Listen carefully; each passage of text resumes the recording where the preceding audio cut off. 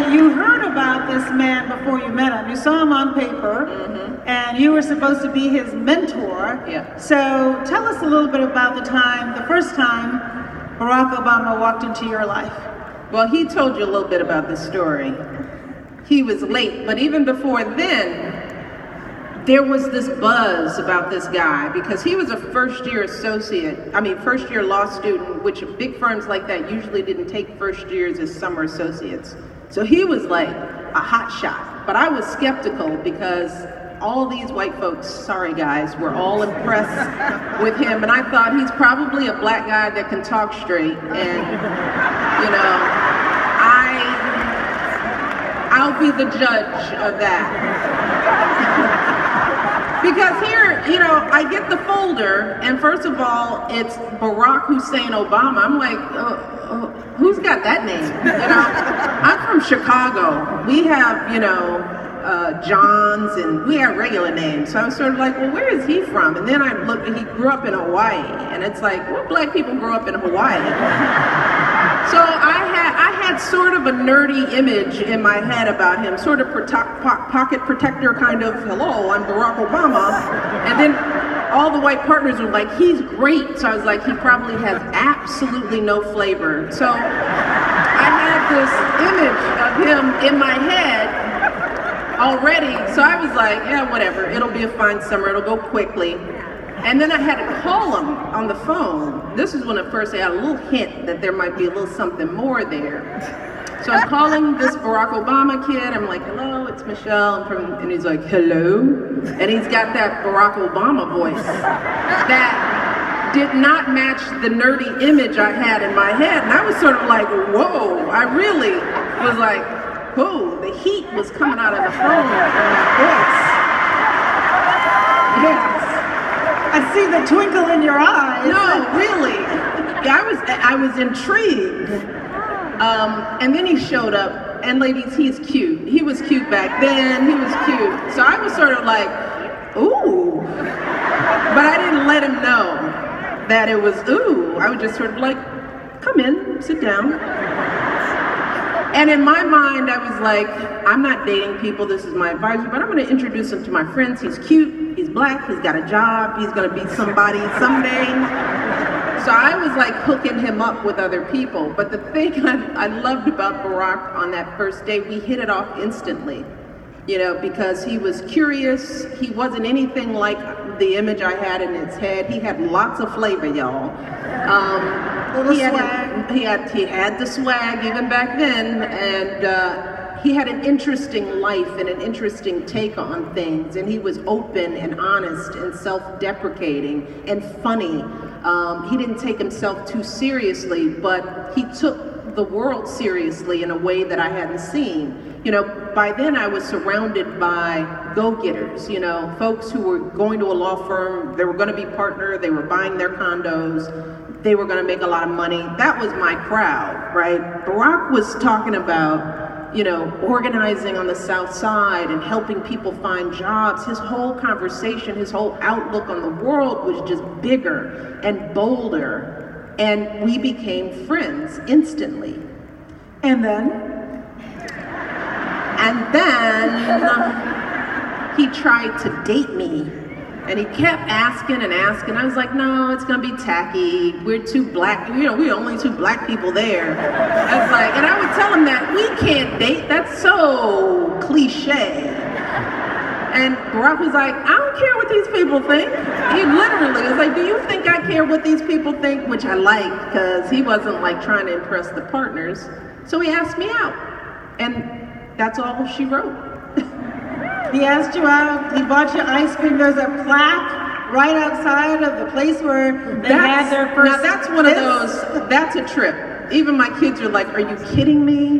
So outside of the ice cream store in our neighborhood, because we still live in the same neighborhood where we get Baskin and Robbins, like with our children, there is a plaque commemorating the fact that we had our first kiss there. And it is so embarrassing. I'm just like, oh my God. Cover that up, but it's there, and they keep it clean, and they clean the snow off of it. There's never leaves around it. So yeah, we made history at Baskin and Robbins. That kiss, little did you know at the time of that kiss, there'd be a plaque. There's a plaque. So then he goes back to law school, and you do some thinking. You realize he's extraordinary, and you are in love with this man, and how do you hold on to yourself? And since we want people to read your book, I thought it would be wonderful if you could read a passage from your book about your thoughts about Barack Obama back then. You guys want to hear it? Yeah. Want to hear it? All right. Okay, here we go. He steered himself with a certainty I found astounding. All this inborn confidence was admirable, of course, but honestly, try living with it. For me, existing with Barack's strong sense of purpose, sleeping in the same bed with it, sitting at the breakfast table with it, was something to which I had to adjust. Not because he flaunted it exactly, but because it was so alive. In the presence of his certainty, his notion that he could make some sort of difference in the world, I couldn't help but feel a little bit lost by comparison. In my blinding drive to excel, in my need to do things perfectly, I'd missed the signs and taken the wrong road. I was deeply, delightfully in love with a guy whose forceful intellect and ambition could possibly end up swallowing mine.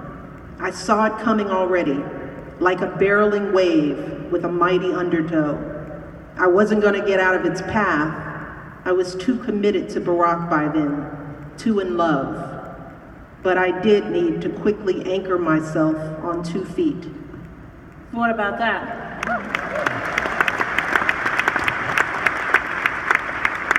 So then there were some tough times. You lost your best friend, you lost your dad, and you did some soul searching, which I'm certainly glad you did because it led me to you. So talk a little bit about that period of your life. Well, up until that point, I had been what I describe in the book as a box checker, which I'm sure in DC, a lot of people hands are going up, can relate to that. So up until that point in my life, I was doing what I thought I was supposed to do. You know, I was an A student. I got the star. I spelled the words right. I finished my homework. I showed up. I did the work. And I was operating on a effort, result kind of pattern. And that just landed me from Princeton to Harvard to a firm without really thinking about what I cared about. And Barack was just the opposite. That's what I described. He was that whirlwind of other that I hadn't experienced. And then I had the losses. I lost my best friend who contracted cancer. She was diagnosed in December and she died in May.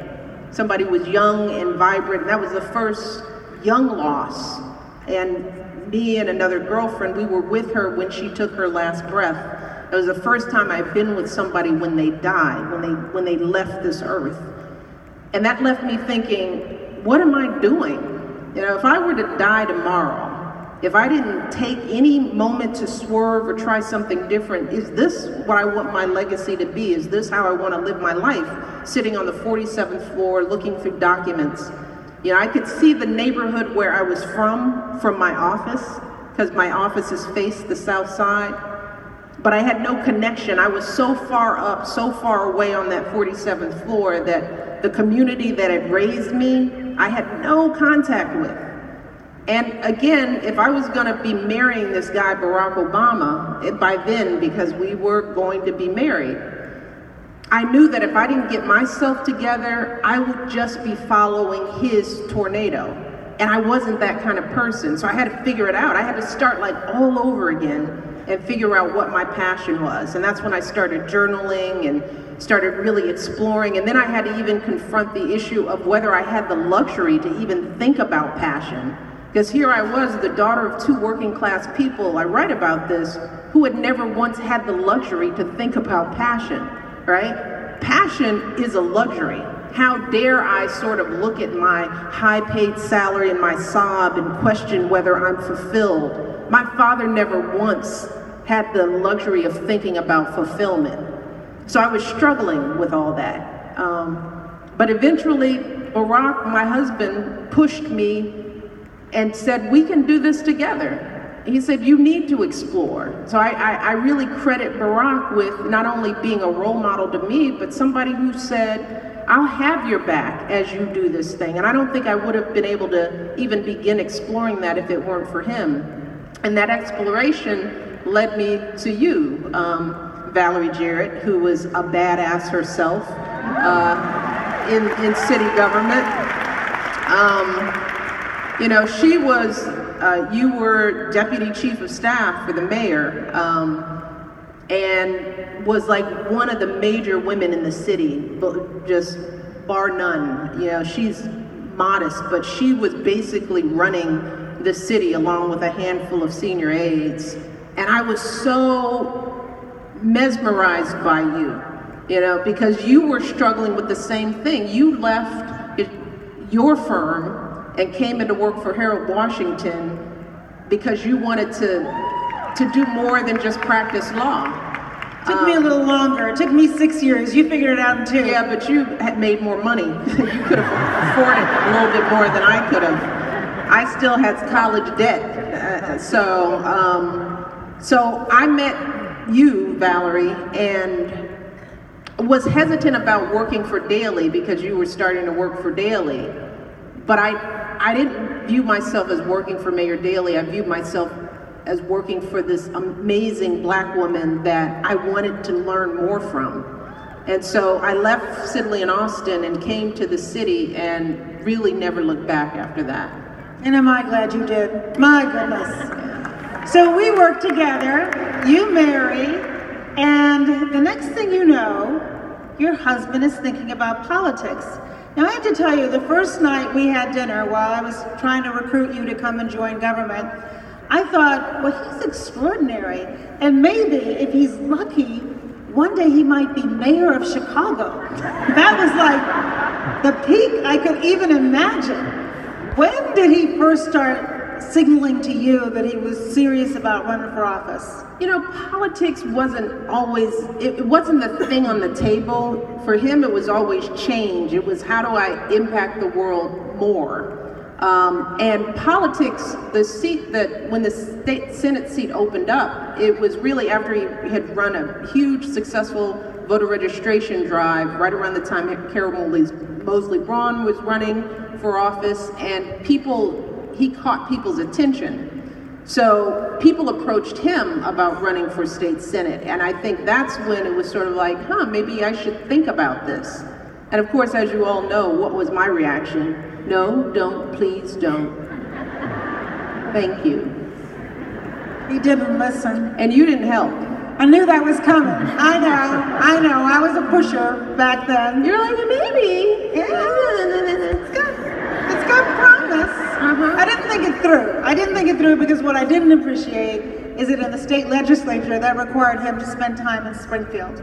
And it's hard to do that. Which is, by the way, for those of you who don't know Illinois, it's far from Chicago. It's downstate. And you spend the middle of the week there, several days during the week. And in your book, you are extraordinarily open about the fact that when you all wanted to have children, it wasn't that easy. Right. You had a miscarriage. You had to use IVF. And not everybody knows what that might be like. So perhaps you could share a little bit about what that was like while your husband's in Springfield. Right. Well, one of the reasons I talk about infertility is that it's more prevalent than anybody ever told me. Doctors don't talk about it. Miscarriages are more prevalent than anybody ever said. I know that there are thousands of people in the audience today who are going through their own struggles and they feel alone in it like I did. You know, I talk about what it feels like to have a miscarriage, as somebody, you know, if you are a person who wants kids and has always spent your life dreaming about kids, and as I joke, you spend a good chunk of your young adult life trying not to get pregnant. You know what that's about? Playing and wishing, oh my God, Jesus, just this month. So you spend your time just sort of going, phew, because you think when it's time it's going to be easy, but it isn't. And our infertility was unexplained. There was no real clear reason for it. It's just, it took us longer. So we went through IVF, which is a procedure that artificially has you stimulate your eggs. So it requires that you take shots every day, and you have to get an ultrasound, and it's a very invasive process for the woman. And you're giving yourself these shots when he's out of town, right? Exactly. So that was stressful. And I share it because I think we as women, so much of how our bodies function and our challenges, we don't talk about that. You know, I meet young women whose mothers never talk to them about menstruation, women who don't talk openly about menopause. I mean, and these are natural cycles in a woman's life. I mean, there's so much about our bodies that we're taught to be ashamed of.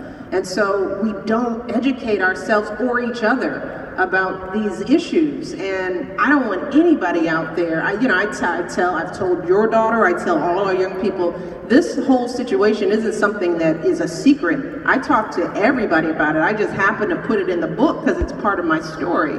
But I want young women to understand that there is such a thing as a biological clock, and there is, that is something to factor in if you do want children. But a lot of young women don't know. And I think we have to be more open and honest in talking about, especially for young people, what's ahead and how do you plan for it and what do you expect?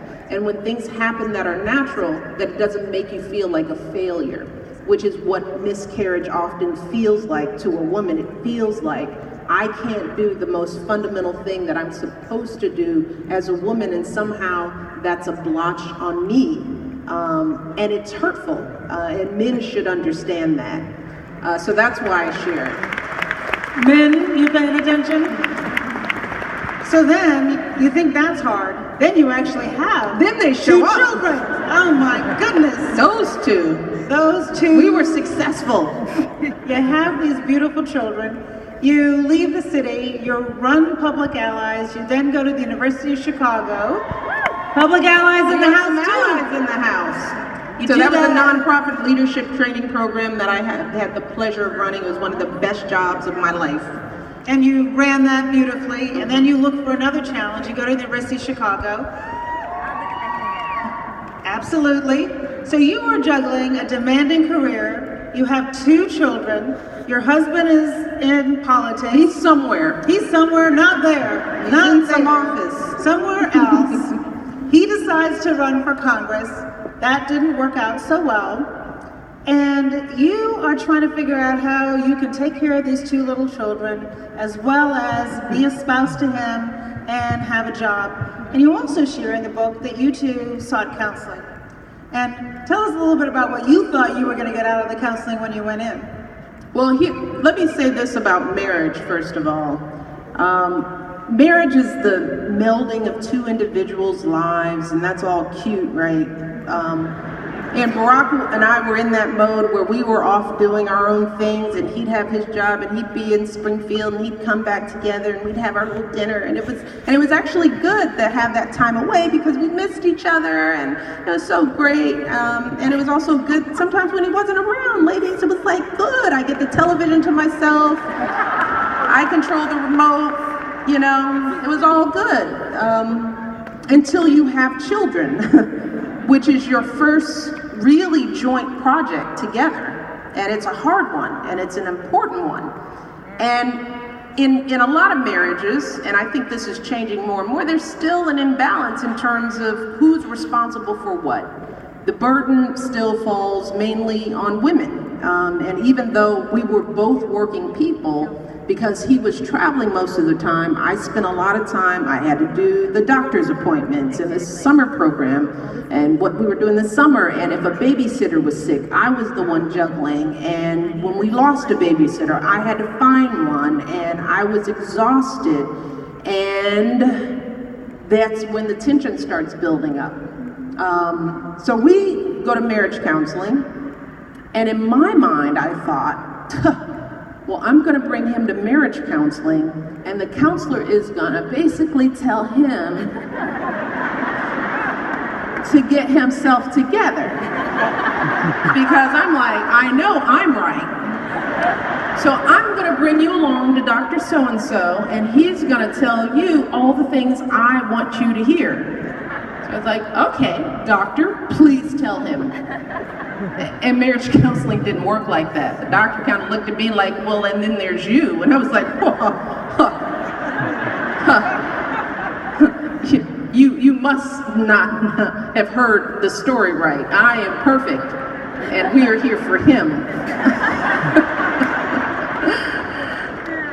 So the lesson I learned, for me, this counseling for me was a turning point for me personally, because I did what a lot of people thought. I was looking to my husband to make me happy.